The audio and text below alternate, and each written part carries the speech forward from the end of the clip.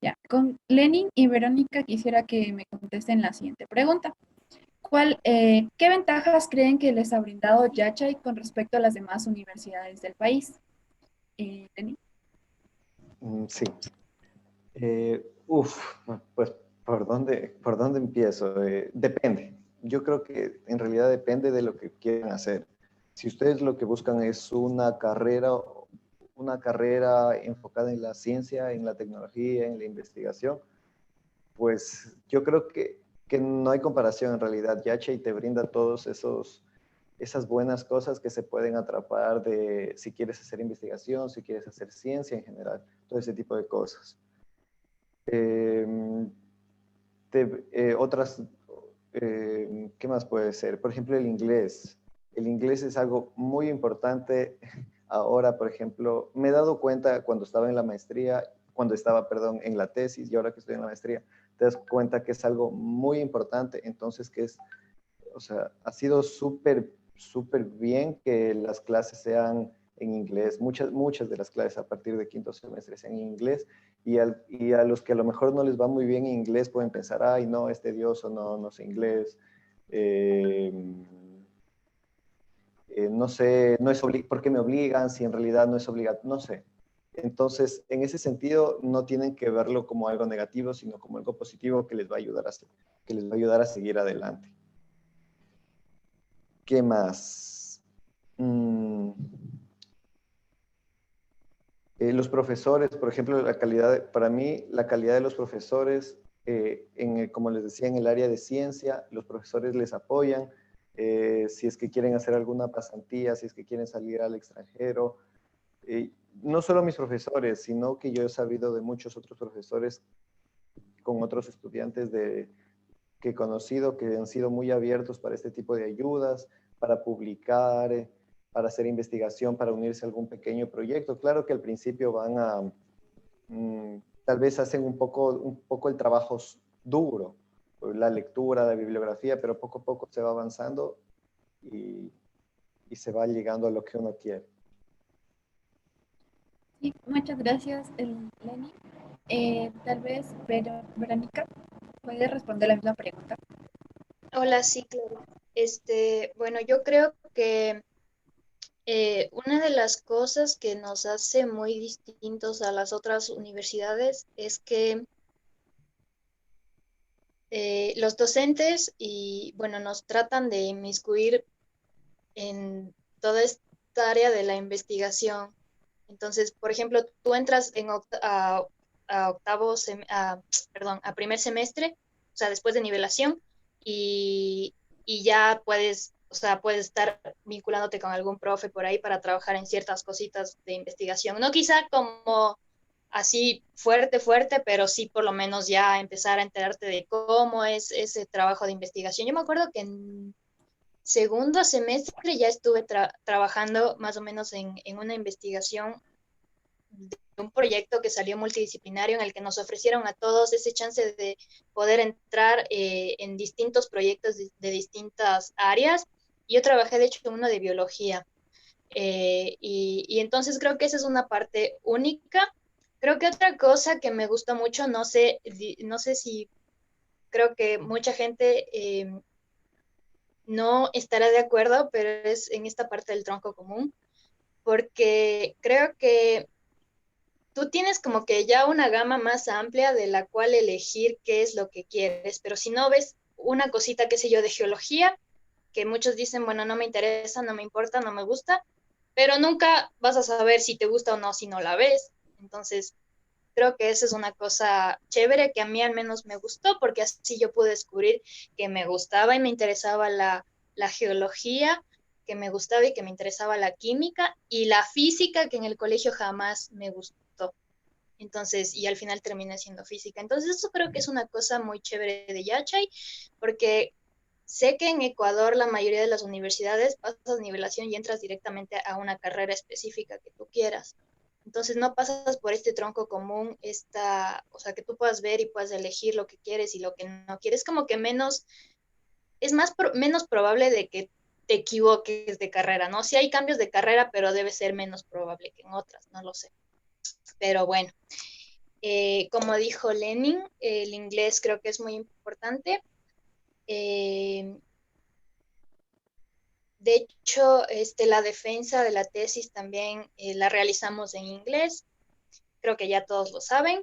Y bueno, como que te reta, ¿no? Porque si no, o sea, tú estás nervioso y todo porque dices, no voy a poder hablar, ese momento voy a estar nervioso o algo, pero ese rato te sale y es porque es que a lo largo de todo tu tiempo en la universidad ya viniste practicando, o sea, igual si por ahí hablas alguna cosa rara, igual todo el mundo te va a comprender porque, o sea, tampoco eres profesional, digamos, del lenguaje. Entonces, eso es algo muy bonito, muy bonito. Otra cosa chévere que me gustó de Yachay y que hasta ahora no lo supero es como la convivencia que hay en el lugar en general. O sea, toda esa parte de llegar a un lugar extraño, independizarte básicamente, bueno, no tanto, ¿no? Porque todavía tus papás te pagan, pero, o sea, ya salir, o sea, de tu casa, todo eso, creo que esa vivencia es súper chévere. O sea, a mí me gustó mucho. Y de hecho, cuando ya salí, me gradué, ya no pude regresar a mi casa porque ya no me acostumbré. Entonces, creo que aprendes muchas cosas, aprendes demasiado, demasiado. Y en un lugar tan lejano y tan bonito como Coquí. Eso. Sí, muchas gracias, Verónica. Qué bonitas palabras, igual de todos los chicos, muchas gracias por responder. Ahora vamos a empezar con las preguntas del público. La primera va dirigida hacia Jocelyn. Dice, ¿fuiste directo al doctorado luego de terminar tu pregrado en Yachay? ¿Cómo es posible saltarte la maestría y aplicar al lugar donde estás estudiando ahora? Ya, muchas gracias por la pregunta. A ver, mi experiencia al querer postular a un PH, pues sí pensaba yo que por ser solo de pregrado o por no tener maestría, pues no me iban a dejar postular. Ese fue en principio mi miedo. Pero cuando empecé a postular a posiciones PhD o a doctorados, me di cuenta que la gente no te va a rechazar, o sea, no tienes maestría, entonces no es así.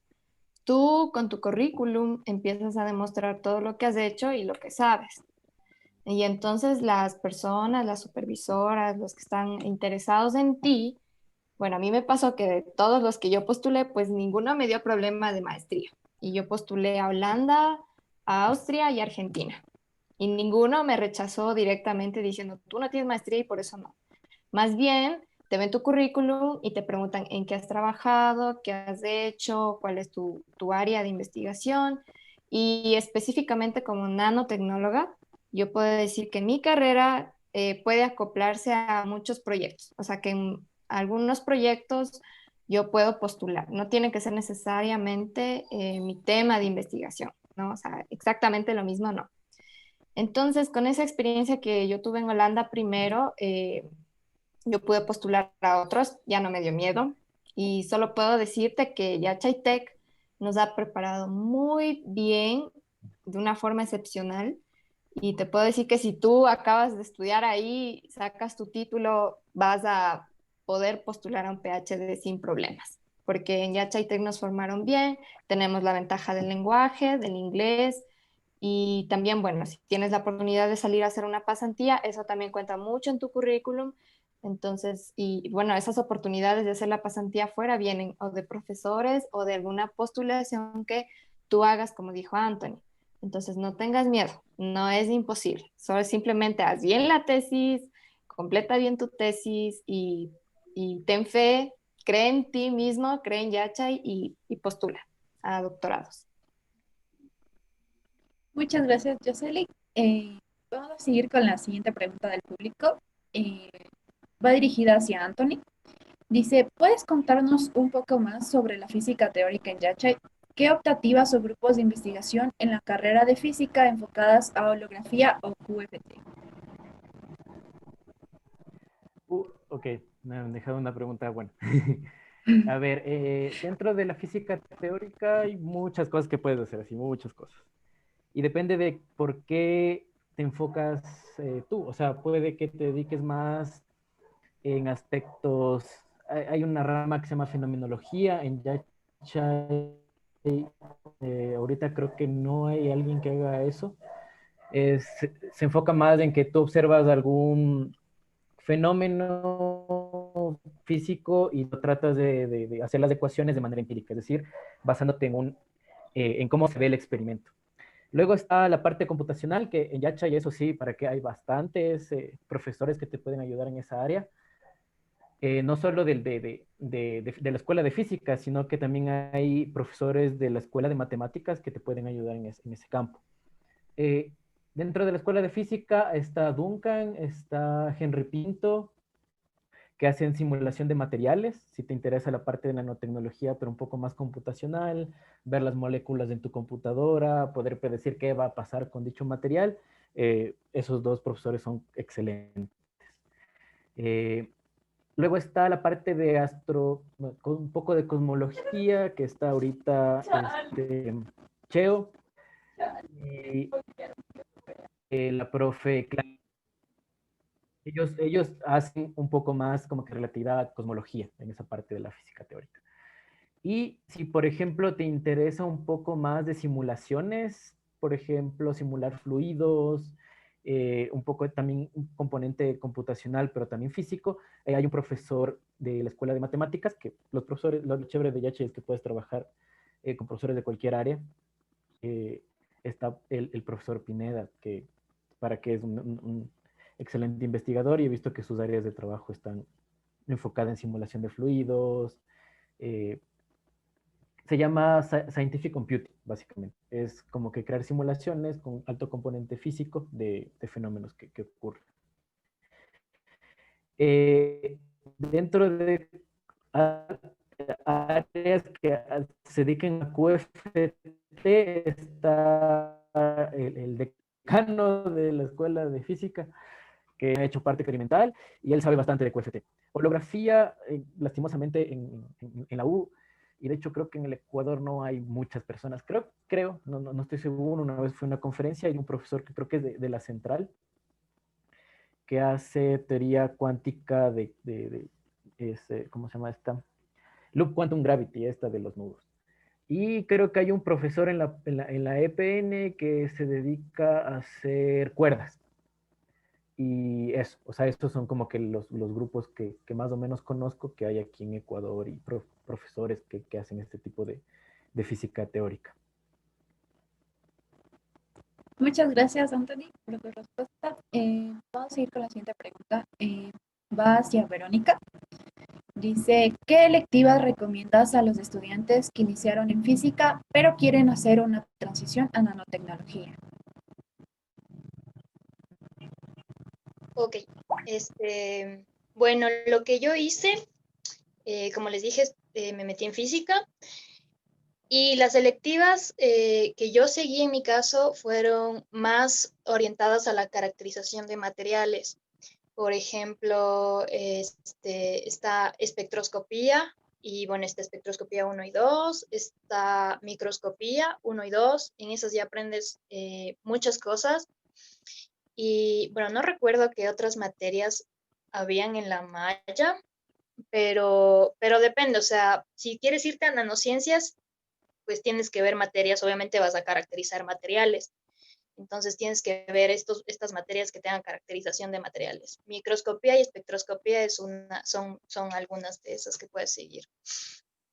Eso creo que, no recuerdo qué materias más vi. Creo que esas fueron las que más vi. Lo demás era física teórica. Pero no se preocupen, porque de hecho, en la maestría que yo estoy siguiendo, como les dije, es de nanociencias, y estamos viendo de nuevo lo que ya vi en la universidad. Entonces, como que estoy como un poquito avanzada, y siendo física, o sea, sabiendo cosas teóricas. Entonces, esa es la facilidad que te da seguir física y luego seguir nanotecnología. O sea, puedes irte de física, pues saltarte a nanotecnología. Uh-huh. Muchas gracias, Vero. La siguiente pregunta va para Lenny y Jocelyn. Dice, ¿cuál fue el mayor reto para estudiar nanotecnología en Ecuador? Lenin, ¿puedes Ah, contar contigo? depende, depende del punto de vista que lo quieras ver, porque retos para estudiar, ninguno. Solo tiene que gustarte en realidad. De ahí, por el otro lado, el ámbito laboral tal vez es como que no estás muy seguro de qué es lo que vas a hacer una vez que te gradúes. Eh, es como que, no sé, como que todo el mundo te pregunta como que cuál es el campo laboral dentro de la nanotecnología aquí en Ecuador y es como que realmente sí, es verdad, no hay mucho ámbito laboral. Entonces, esa es como una de las razones que te detiene a seguir estudiando nanotecnología. Eh, pero en realidad si es lo que te gusta, si es lo que te apasiona o si es en lo que planeas trabajar tal vez en el exterior, en especializarte o en algún otro tipo de cosas, en la maestría o en el doctorado, pues en realidad no hay ninguna traba que te ponga la nanotecnología, yo creo. Así que simplemente tiene que hacer lo que sí les gusta. Entonces, en realidad no creo que haya ningún problema. Eh, ¿Qué más podría decirles? Porque las materias no, yo considero que ninguna en realidad es difícil. O sea, todo, o sea, es complicado en su nivel. Pero si les gusta, es la cosa que van a estudiar, es la cosa en la que se van a esforzar. Entonces, en realidad, no tendría por qué ser difícil en ese sentido. Gracias, Lenin. Yo creo que los chicos tal vez tienen alguna duda sobre, podrías responder, Jocelyn, la misma pregunta, pero un poco más enfocada capaz en que cuando ellos, por ejemplo, en nanotecnología utilizan bastante los laboratorios. Entonces, no sé si podrías enfocarle más o menos a esa parte. Sí, claro. Bueno, como lo que dice Lenin, que el reto más difícil, digamos, fue pensar al futuro, es decir, luego de graduarme en nanotecnólogo, ¿de qué voy a trabajar? Y efectivamente, en Ecuador, lamentablemente, todavía no hay un lazo fuerte entre lo que es industria y academia, digamos, en ese sentido. Pero bueno, todavía hay tiempo y te puedes, como dijo Lenin, especializar y de ahí volver a impulsar la investigación en Ecuador, ¿no? Ese es el objetivo. Y bueno, según lo que se quieren enfocar en los laboratorios, pues sí, a nosotros que fuimos de la primera y segunda generación fue un poco difícil. Un reto que fueron los laboratorios fue que no estaban completos. No había reactivos, no había más de caracterización, no había muchas cosas y nos tocó hacer ciencia con lo que hubo. Y gracias a los profesores que a pesar de esa falta, ¿no? de materiales, ellos, bueno, se idearon y trataron de guiarnos y darnos muy buenas prácticas. O sea, eso yo estoy muy agradecida con nuestros profesores y que, por ejemplo, en mi tesis tuvimos que hacer reacciones con nanopartículas de plata, que bueno, básicamente necesitamos nitrato de plata, boriduro, trisodio, por ahí otras cositas, pero eran reactivos y la síntesis tuvo que ser temperatura ambiente. Entonces, se puede hacer ciencia con lo que sea, ¿no? Pero sí fue un reto al inicio porque no teníamos las máquinas, pero ahora, chicos, ahora ese laboratorio está súper completo, la verdad. Yo sí digo, ¿por qué no fui de la octava generación?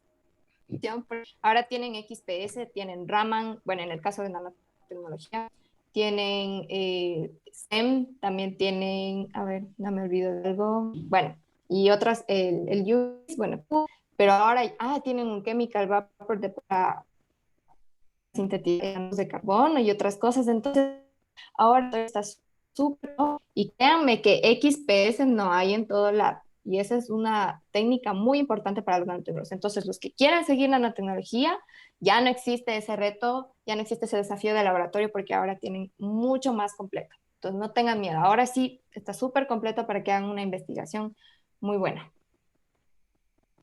Muchas gracias, Jocelyn. Sí, es verdad, chicos. Vamos a seguir con la siguiente pregunta, que va hacia Anthony. Dice, recién voy a entrar a la universidad y mañana postulo. Si quiero dedicarme a la astrofísica, ¿me recomiendas ir a Yachay Tech?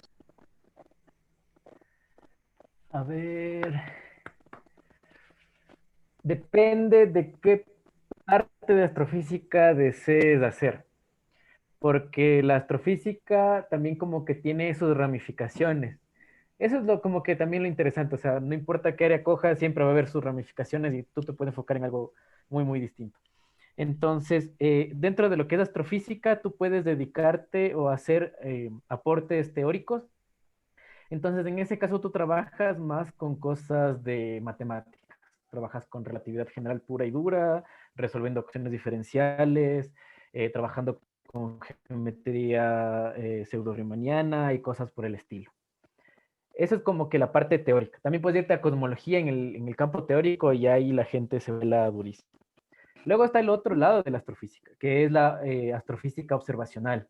Entonces, en ese caso, tú enfocas tus estudios más a cómo tú tienes que observar quizás las nebulosas, cómo tienes que observar las estrellas, qué información puedes sacar tú de los telescopios, hacen espectroscopía de las estrellas, una cosa rarísima.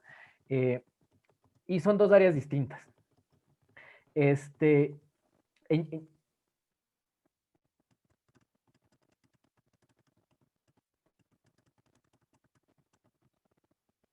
Anthony, creo que se le tuvo problemas en el internet. Ay, ya regresó. Anthony, ¿nos escuchas? Tienes apagado el micrófono. problemas técnicos. No te preocupes, Disculpe. sigue. Eh, decía que, o sea, puedes dedicarte a la parte de astrofísica observacional y en ese campo, por ejemplo, ahorita Cheo, yo que de lo que sabía, él trabaja bastante con observar estrellas, hace bastante análisis de datos de estrellas, esa parte, la verdad, yo no conozco mucho, sé más o menos así como que de superficie que se hace. Y por otro lado está Clara, que ella trabaja en la parte más teórica, cosmología, eh, que creo que son los dos profesores como que están enfocados en esa parte de astrofísica. De ahí también tengo conocimiento, no sé si esa persona todavía seguirá, en la EPN había una persona que se dedicaba a hacer igual astrofísica se llama Nicolás Vázquez.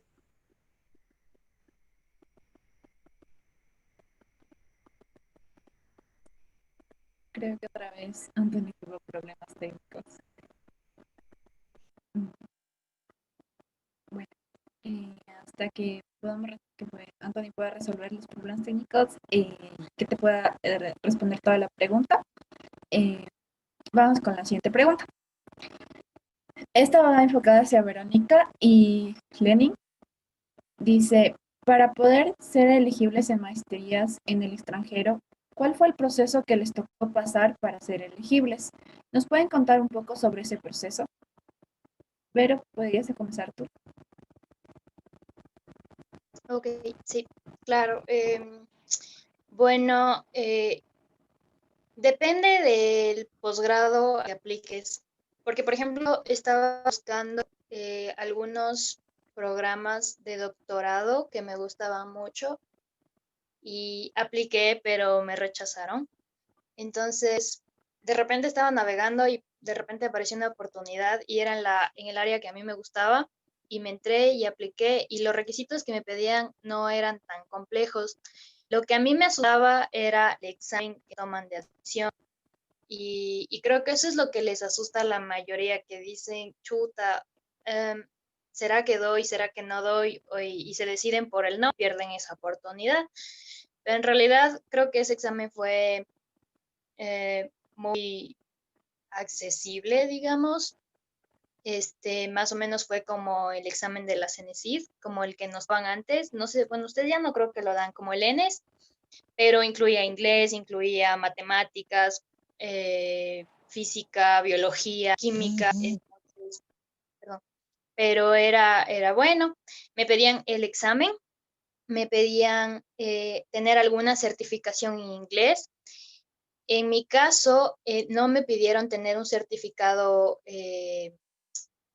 oficial de inglés. En la universidad nos entregaron un certificado provisional, se podría decir, de un examen que dimos de una simulación, pero en ese ya te indica más o menos qué nivel tú tienes de inglés. Y o sea, con ese pude aplicar. Obviamente creo que la parte más importante es el currículum. Yo creo, y les voy a decir algo aquí desde lo más profundo de mi corazón y de lo más sincero, es que si no son, o sea, Si no, o sea, es que cada quien le mete ñeque en la universidad, ¿no? Depende, o sea, puedes, en mi caso, por ejemplo, o sea, puedes sacarte la madre estudiando y tener 10 9 y todo está bien, ¿no? Pero va a haber veces en las que no logras el 9 o el 10, que es lo que muchas universidades te piden.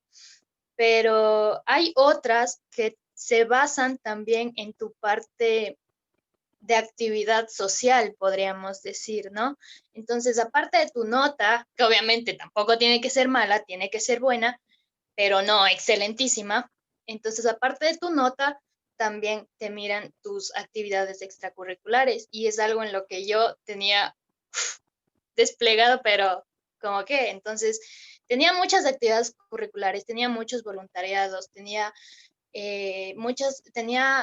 mis actividades en el club de conciencia ambiental, tenía muchas cosas de esas. Yo creo que eso me ayudó muchísimo, muchísimo, porque quizás, o sea, puede que haya, si haya universidades que te pidan que se fijen solo en tu nota o que se fijen en tus investigaciones o que se fijen, qué sé yo, ¿no? En cosas académicas, estrictamente académicas, pero hay otras y tú tienes que fijarte en eso que se fijan también en esa parte social tuya. Y quizás puede que estés aplicando con un 8.5, 8.6, 8.7, qué sé yo, o un 8 también, pero tu parte social o tu parte extracurricular es muy buena y eso te va a ayudar bastante. Entonces, en mi caso, eso me ayudó también mucho. Eh, ¿Qué más? Algo que sí les recomendaría es que traten de ir buscando posgrados, ya tengan, digamos, por ahí páginas de posgrados que sean accesibles para ustedes también, obviamente. Creo que cada quien conoce su perfil y a dónde puede aplicar. Y ya, o sea, que le tengan mucha, como dijo Jocelyn, que le tengan como que mucha confianza de que sí los van a aceptar y si les dicen que no, pues a seguir aplicando. ¿Qué más toca? Eso, traten de aplicar con tiempo. En mi caso, yo apliqué como 2 semanas antes que se cierre y tuve que dar el examen y tuve que encerrarme literalmente a estudiar para ese examen, pero o sea, por suerte, digamos que me fue bien. Bueno, no por suerte, ¿no? Porque en realidad me saqué la madre estudiando, pero me fue bien. Entonces traten de como que adelantarse un poquito más para que puedan ustedes recopilar todos sus papeles, todas sus cosas, no dejen para el último. Si tienen que traducir, vayan a traducir. Bueno, en mi caso en la universidad ya me dieron traducidos mis papeles y eso. Eso, chicos, es lo que yo les podría recomendar. Ujú. Gracias, Vero. Lenny, ¿podrías contestar una pregunta? Claro. Eh, ¿Qué les puedo contar? En mi caso sí me tocó dar el TOEFL eh, porque la nota que yo saqué en el examen que decía Verónica no fue tan alta, entonces yo tuve que volverlo a dar, tuve que estudiar un poco más, porque especialmente para acá en Europa o en Estados Unidos exigen un poco más de inglés, exigen obviamente que uno hable, hay muchos programas en inglés, muchos programas en el idioma nativo del país, entonces se exigen por lo general mínimo C1. Entonces uno tiene que enfocarse en ese tipo de cosas. En el inglés, por ejemplo, me tocó dar el TOEFL, toca hacer traducciones, toca hablar con la universidad para que emita algún certificado y toca estar pendiente en realidad de las convocatorias. Se podría decir que hay como dos maneras de afrontar una aplicación. Una de ellas es primero buscar las disponibilidades. O sea, si yo quiero con beca o alguna cosa así, entonces busco las convocatorias que están abiertas, busco los programas de beca que hay, o sea, en qué programas me están dando beca, en qué programas me están dando ayuda económica, por ejemplo, en ese sentido. Y aplico en lo que me gusta. Y por otro lado, en cambio, busco, o sea, pues, viéndolo de otra manera, busco lo que me gusta primero, veo lo que me gusta, aplico en lo que me gusta y luego veo si puedo obtener ayuda de financiamiento económico. Entonces es un poco ahí jugar con lo que les gusta, con la capacidad de la que ustedes tengan que aplicar. Si es que quieren buscar, como les digo, algo que tenga, algo que ya se esté preestablecido, que en estos programas dan beca, o si no, busco primero, o sea, busco primero la beca y luego el programa, o busco primero el programa y luego la beca. ¿Qué más? Y como decía Verónica, también es un poco complementario todo este tipo de cosas. A lo mejor si uno tiene, bueno, en el caso de las solicitudes que yo llené, las notas sí eran muy importantes, pero también lo eran la parte, o sea, la parte de las pasantías, la parte de los papers, la parte de los congresos, es complementario. Entonces, a lo mejor no puedes tener tan buenas notas, que yo les pido, chicos, que en realidad sí estudien, porque sí es una parte importante, especialmente para las becas. Para las becas, para este tipo de cosas, las notas sí son muy importantes y jugarían un poco más el papel cuando están peleando con alguien más. Y de la misma manera, si es que ustedes tienen algún paper, que los profesores son muy abiertos para este tipo de cosas, para trabajar en conjunto, para hacer investigación en Yachay. Si tienen algún paper extra, así sea de paper de algún congreso, qué sé yo. Entonces, todas estas cosas suman. Aunque ustedes crean que no, todas estas cosas suman puntos, puntos, puntos, puntos, entonces ustedes no se dan cuenta y de repente ya tienen su currículum bien de algunas hojas. Entonces, no sé, o si quieren hacer alguna pregunta sobre algo un poco más específico. Chicos, si tienen alguna pregunta más específica, lo pueden dejar en el chat para preguntarle a Lenin. Bueno, Anthony, tal vez ya estás bien con internet para que puedas continuar con la pregunta que quedamos a mediar. Sí, creo que ya estoy un poco mejor. Voy a apagar la cámara por si acaso. No sé qué tal se me escucha ahí. ¿Está bien? Sí,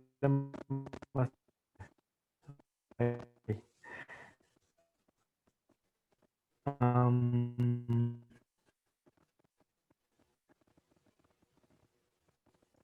ya, que en la universidad se dedica a hacer eso, como decía Cheo.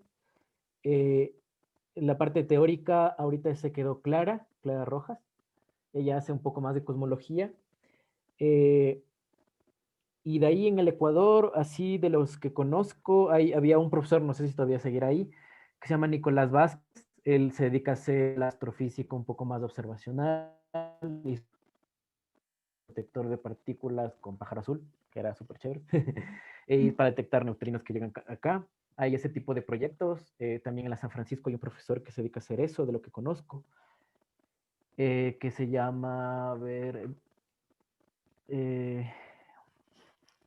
Denis Casar, ajá, ese es de la San Francisco. Él también hace un poco de astrofísica observacional. Y, y eso, o sea, de lo que conozco así en el Ecuador, esas personas que hacen astrofísica. Yacha, yo creo que sí es muy buena opción. Te prepara en varios aspectos para seguir esa carrera, pero de ahí yo sí te recomendaría que más, o sea, que si quieres una carrera de física, si vienes de Ayache sería genial. La verdad es que tienes bastantes contactos. Cheo tiene muchos contactos afuera. Ah, también está Harold, aunque él hace un poco más, sí, Harold hace astrofísica de partículas. Y él tiene un proyecto del KM3NET y es una cosa así colosal, de un observatorio y tal. Entonces yo creo que si vienes de Ayacha, y la verdad sí estarías bien cuadrado para lo que es astrofísica, puedes abrirte varios campos. Eh, y lo que te ayudaría como que un plus sería buscarte una pasantía cuando estés dentro de la carrera. Y un máster, o sea, eso sí, o sea, acabas la carrera y un máster en cualquier área de astrofísica, ya sea teórica o experimental, para complementar los conocimientos, porque, bueno, astrofísica también es una materia un poco pesadita. Y eso creo que era lo que quería decir. Y perdón por las fallas técnicas. no te preocupes, Anthony. Muchas gracias por responder la pregunta que hacía falta, que había quedado con algunas dudas. Ya, puedo seguir con la siguiente pregunta, que es dirigida a Jocelyn. Dice, durante las pasantías en el exterior, ¿cómo es el día a día para lograr finalizar un proyecto? En tu caso en Berlín, ¿qué te brinda una pasantía dentro y fuera del laboratorio? Claro, muchas gracias por la pregunta. A ver, cuando vas a hacer pasantía en el exterior, en general, mí son dos. El primero, hacer la parte experimental que te hace falta de tu tesis. Entonces, en mi caso fue ir a caracterizar tesis, usar el UV-Vis, me permitieron usar ¿cómo se llama? Fluorescencia, me permitieron usar también un poco de Raman. Entonces, bueno, ahí aprendes a manejar, ¿no? Equipos que en ese entonces no había en la universidad. Entonces, trata de ir a un profesor y tratar de que él te enseñe su campo o de que te ayude a usar máquinas para que sea decir, luego tú puedes poner en tu currículum, yo usé por un mes, yo aprendí a manejar la fluorescencia, yo aprendí esto, Santiago.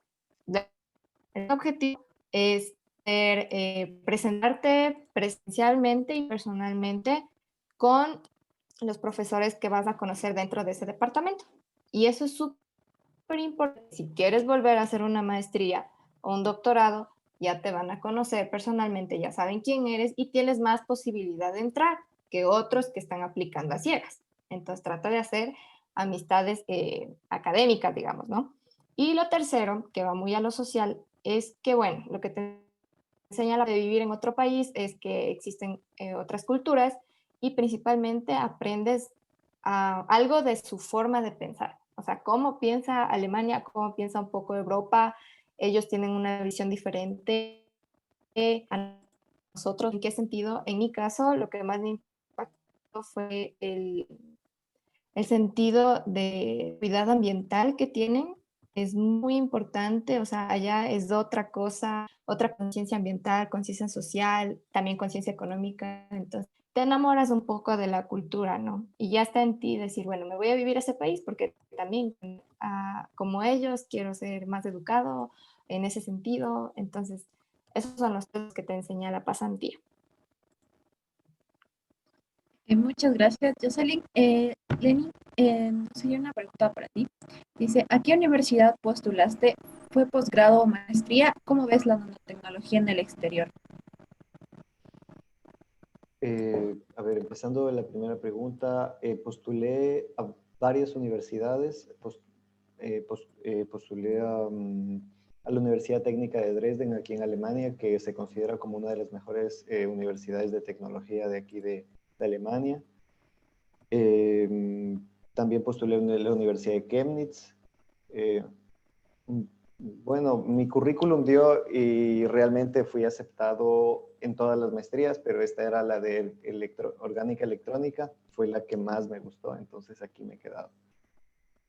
Eso es maestría, sí, es maestría en electrónica, orgánica y molecular. Y tienen muchas otras maestrías, por ejemplo, aquí en la técnica de Dresden tienen otras maestrías en nanotecnología, tienen sistemas nanoelectrónicos, tienen nanobiofísica, hay otra más que no recuerdo cuál era. Entonces, por ejemplo, aquí tienen algunos programas en nanotecnología y yo estuve revisando varios programas alrededor de Alemania y tienen también algunos en Múnich, en Berlín, en Chemnitz. O sea, yo creo que sí es fuera de, de nuestra burbuja en Ecuador, en la que recién la nanotecnología estamos empezando a estudiarla y recién se está empezando, y mucha gente, y mucha gente en Ecuador escucha nanotecnología y te habla, sí, Iron Man, que no, Iron Man no tiene nada que ver todavía aquí.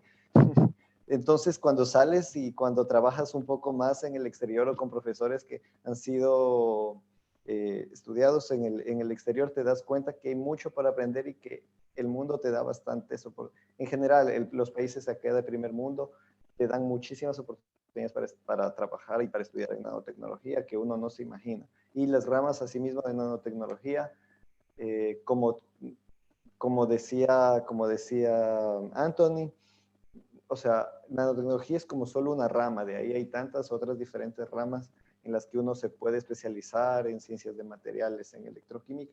En realidad todas las grandes ramas que uno puede ver en la ciencia normal, se podría decir, se puede aplicar nanotecnología. Si es algo de electrónica, pues nanoelectrónica. Si es algo de transistores o de semiconductores, pues les puedes aplicar la nanotecnología. Entonces, en ese sentido, la nanotecnología tiene bastante apertura a aplicarse, como decir, a la ciencia que ya conocemos. Porque es una nueva forma de ver la ciencia. Eso. Muchas gracias, Lini. La siguiente pregunta, vamos con Jocelyn. Te dice, en las pasantías y el doctorado que estás estudiando, ¿cuál es un estimado económico? ¿Y la universidad te aporta con algún monto como ayuda? Sí, claro. A ver, para las pasantías en el exterior, en mi época, que fue como que terminando noveno, gracias a Julio Chacón, que tuvo un contacto, pude irme allá a Berlín. Pero bueno, el costo más o menos de ese viaje, que ahora ha sido unos $3.500, más o menos a 4.000. Pero bueno, o sea, también tienes la oportunidad de postular a tu escuela. En general, la universidad les da un monto a cada escuela para que gasten en lo que crean necesario durante el año. Entonces, si tú tienes una pasantía o ya tienes aprobado o quieres viajar, entonces hay un concurso. Bueno, en mi caso fue así. En la Escuela de Ciencias Físicas y Nanotecnología hubo un concurso en el que algunos participaron, postulamos con una carta de motivación y luego la escuela decidió a quién nos iba a dar el ticket de vuelo, que es un poquito caro, es lo más caro del viaje a mi parecer. Entonces, afortunadamente yo salí entre las escogidas y me ayudaron con el ticket de vuelo que fue casi bastante, mucho. Sin eso no podría haber viajado. Entonces, más o menos de unos $4.000 para un mes que estuve. Pues, hay dos tipos más para estudiar. El primero es que tú vayas como estudiante de doctorado y vayas a una universidad y seas un estudiante de doctorado. Cuando es estudiante, es para un propio. Y la otra forma es como el doctorado es como un trabajo. Entonces, ese es mi caso. Yo fui aceptada en la Universidad de Viena y me aceptaron como empleada, digamos, en la universidad. Entonces, yo contrato y parte como es un trabajo, entonces a mí me pagan en el doctorado. Ahora, el gasto como estudiante normal en Europa en general, en AUEA, más o menos son 850 euros, lo que es como $1.000, un poquito más, ¿sí? Y eso es como un estudiante. O sea, si ya quieres vivir un poquito más, ya sería el costo más. Entonces, yo diría que, como dijo Enin, si concursas por una beca, necesitas una nota, currículum, ¿sí? Entonces, esa es la beca para estudiar. Postulas a un trabajo y afortunadamente te van a aceptar con un contrato súper bueno porque a diferencia de ser solo estudiante a empleado, pues en el caso de empleo ya te cuenta como experiencia laboral. Entonces tú trabajas, te pagan durante los 4 años, haces tu doctorado y terminas con 4 años de experiencia en una universidad de Europa. Muchas gracias, Jocelyn. Muy buena la información que nos acabas de dar a nosotros. La siguiente pregunta va hacia Anthony. Dice, ¿existe algún profe experto en física de altas energías? ¿Y cómo vincularse si estás en los primeros semestres de la universidad?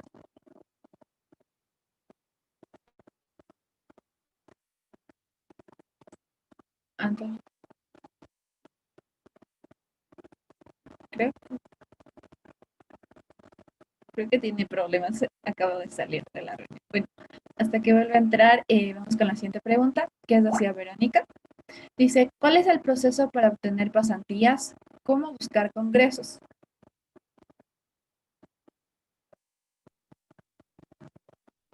Oh, ok, bueno, en mi caso, bueno, lo que yo le recomendaría, de hecho, es que traten de juntarse con algún profesor que también les dé ese chance, ¿no? De tener esa mentalidad de que les voy a sacar a mis estudiantes afuera. En mi caso fue así. Mi tutor nos mandó absolutamente a todos sus tesistas, que éramos como 7, creo, fuera del país. Entonces, traten de juntarse con algún profesor, obviamente que esté dentro del área que quieren, pero que también tenga esa mentalidad de colaborarles también. Eso, en mi caso fue así, fue de hecho Julio que nos propuso a nosotros con colegas que tenían distintas partes del mundo, algunos en Alemania, algunos en México, y nos dijo, bueno, tenemos esto para ustedes, tenemos esto para ustedes, y ya váyanse. Y ya, o sea, esa fue, en mi caso, fue esa oportunidad. Pero yo la verdad he encontrado muchos congresos, muchas oportunidades de posgrado, muchas oportunidades académicas con publicaciones de Facebook.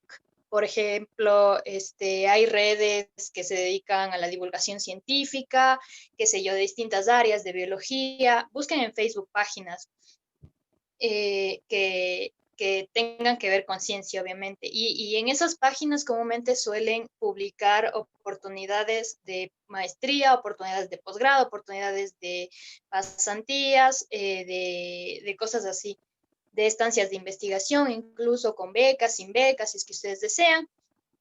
Traten de buscar por ahí páginas o si no, en internet igual pueden buscar en el navegador algunas oportunidades que a ustedes les interesen. Hay igual páginas, en la página de la CENESID me parece también que ofrecen oportunidades de maestrías, ofrecen oportunidades de estancias de investigación también. Entonces sí hay de donde, sí hay bastante, bastante. Y ahorita con esta era de la tecnología pueden encontrar en cualquier lado. Eso, igual si es que tienen algún profesor también que tenga sus contactos y obviamente váyanse acercando, les interesa tal tema, les gustaría ir a tal país, cosas así, entonces coméntenle, no tengan vergüenza de decirle y él puede decirles, bueno, tengo esta cosa por aquí, este proyecto por aquí, tengo este conocido por acá, vamos a ver, o sea, la cuestión es que ustedes hablen, esa es la cuestión, chicos, y que comuniquen lo que quieren o que busquen también por sus propios medios, pero en Yachay creo que la mayoría de los profes colaboran con los estudiantes para que salgan. Entonces, eso ya es un trabajo menos, creo, para los estudiantes, tener que buscar por sus propios medios. Muchas gracias, Vero. Eh, Vamos a ya terminar con la última pregunta que es hacia Anthony, que le había dicho antes, que si existe algún profe experto en física de altas energías y cómo vincularse si estás en los primeros semestres. A ver, física de altas energías, ahí, a ver qué profesor. Dentro de la U creo que sería Harold. Harold, él hace eh, pero es más, un poco más experimental. Depende si te quieres enfocar en hacer que trabaje en eso. Pero si es un poco más experimental, creo que el ideal en ese caso sería Harold, de los profesores que están en la U. En el país, en ese caso, física de altas energías, el profesor que mencioné de astrofísica de la física de altas energías, pero con partículas del espacio, como que astropartículas, más o menos creo que se llama esa área.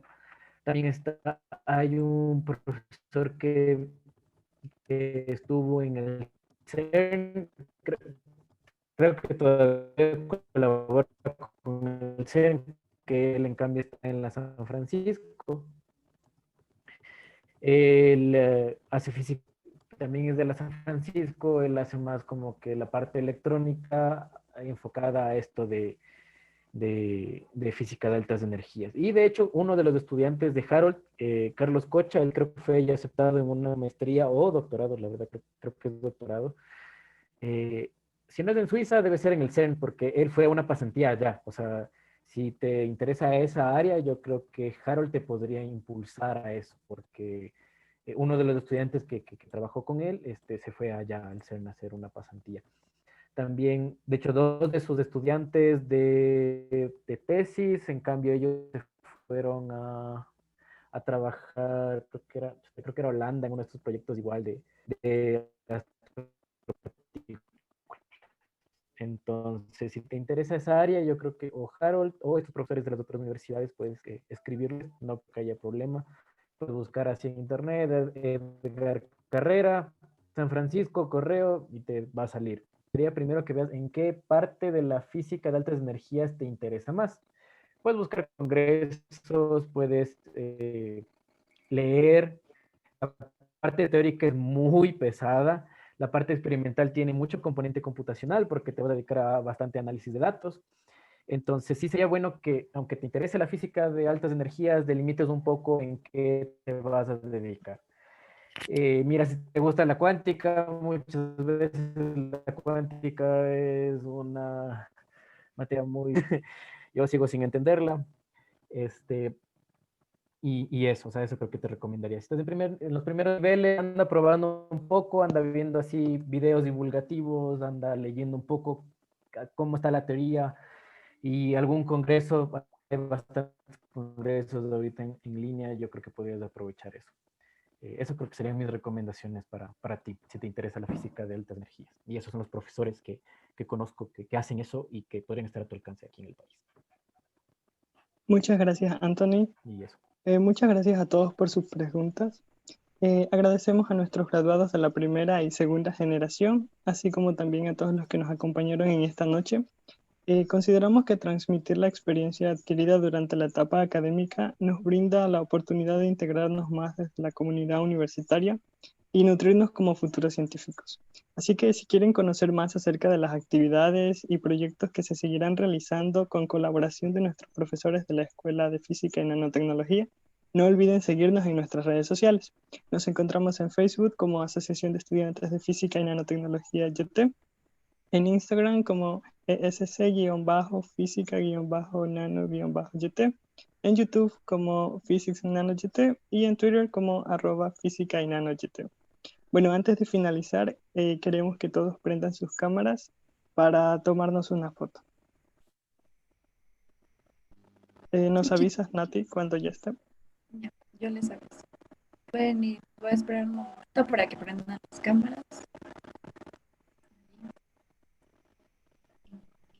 Un consejo, chicos, perdón, hasta que todos prendan sus cámaras. Yo creo que ustedes tienen que buscar a los profesores. Los profesores no los van a buscar a ustedes. En ningún momento los van a buscar. Si ustedes quieren hacer investigación, quieren trabajar en algún congreso, en algún proyecto, ustedes buscan a los profesores, así sea que los pongan a hacer bibliografía al principio. Sí, Muchas gracias por el consejo. sí, un buen consejo.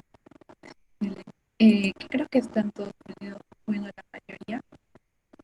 Ya, a ver si voy a hacer 2 veces porque tengo 2 pantallas, a ver. Ay, no sé en cuál vayan a salir, así que tienen que sonreír las 2 veces, a ver. Yo les digo. A ver, 1, 2, 3. A ver, la siguiente. La siguiente. 1, 2, 3. Ya está, José. Listo. Bueno, chicos, ya para finalizar, solo les deseamos que tengan un excelente semestre y que la derivada del momento respecto al tiempo los acompañe. Éxitos a todos. Cuídense. Éxitos, chicos, y muchas gracias a Gracias, nuestros gracias. invitados y por asistir a este conversatorio. Y estén pendientes, como dijo José. Gracias. Muchas gracias a todos los graduados que nos acompañaron. Gracias a ustedes, chicos, por la invitación. Gracias. Genial. Mucha suerte. Gracias a Muchas ustedes gracias, por la chicos. organización, muchachos. Chicos, Pilas, gracias. nos vemos. No duden en buscarnos si Hasta necesitan. luego, que pasen Chao. bien. Chao, chicos, muchas gracias. Adiós, adiós.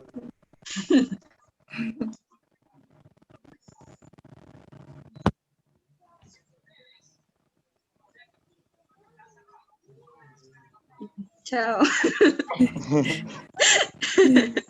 Entonces, ¿qué? Chao.